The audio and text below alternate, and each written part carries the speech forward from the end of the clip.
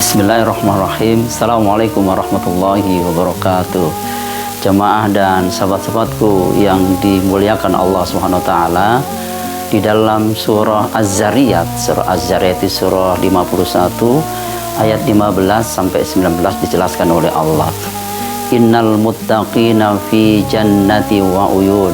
Sesungguhnya orang-orang bertakwa itu masuk di dalam taman-taman surga. Di dalam taman surga itu ada mata air. Akhidhina ma'atahum rabbuhum. Mereka sambil mengambil pemberian dari Tuhan mereka. Mereka sibuk dengan kesenangan di dalam surga. Nah, pertanyaannya, kenapa?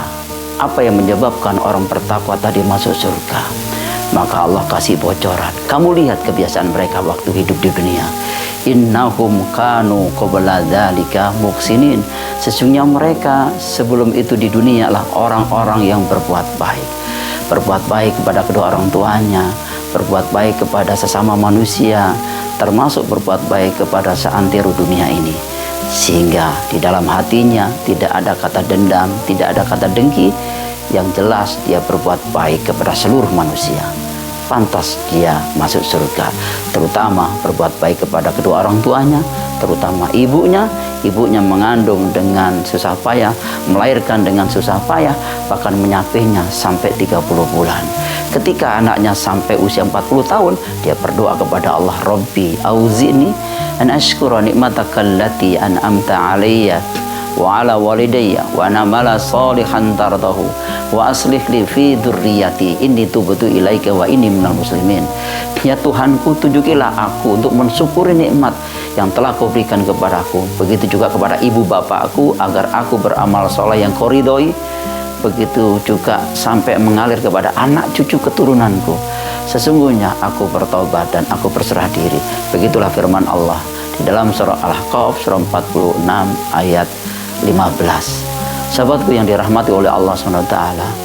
Yang kedua yang menyebabkan orang bertakwa di masuk surga adalah kanu qalilan minal laili ma yahjaun.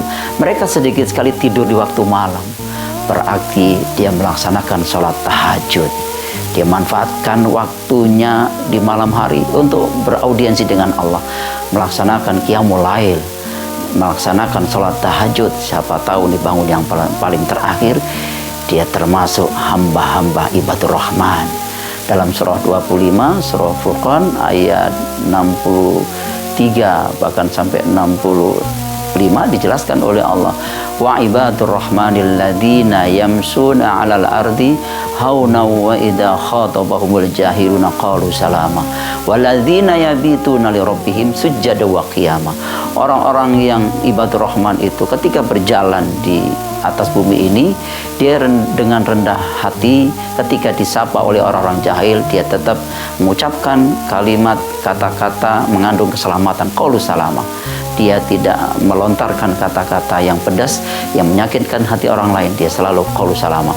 Dan di malam hari dia selalu salat tahajud, karena di saat itu tidak ada yang hamba kekasih Allah kecuali dia bangun di waktu malam. Dan yang ketiga, wabil asharihum yastaghfirun. Di akhir-akhir malam dia memohon ampun kepada Allah sambil menunggu azan subuh. Dia mohon ampun kepada Allah. Wastaghfirullah innallaha ghafurur rahim.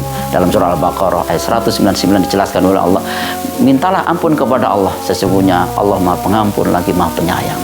Dan yang terakhir yang bisa menyebabkan orang bertakwa dari masuk surga adalah wa fi amwalihim haqqul lisaili wal mahrum.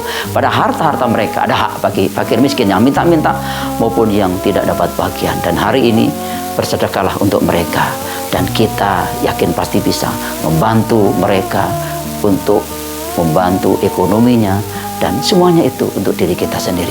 In ahsantum ahsantum li anfusikum wa in asatum wala. Jika kamu berbuat baik, kebaikan itu untuk dirimu sendiri. Jika kamu berbuat kejahatan, kejahatan itu juga untuk dirimu sendiri. Dan hari ini kita yakin pasti bisa tergolong orang-orang yang bertakwa, yang selalu lebih dekat dengan Allah. Kemudian dilanjutkan hablum minan nas. Assalamualaikum warahmatullahi wabarakatuh.